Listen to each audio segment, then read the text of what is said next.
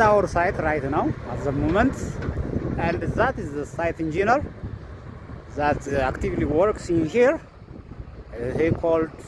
He's called Asmamo. Engineer Asmamo is actively controlling his down tracks around his machine. He's a clever man.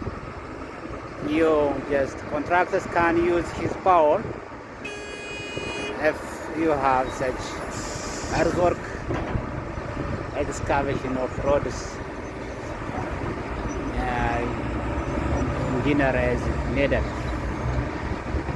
He's just simultaneously using excavators and loaders. The excavator is just cutting the earth and loading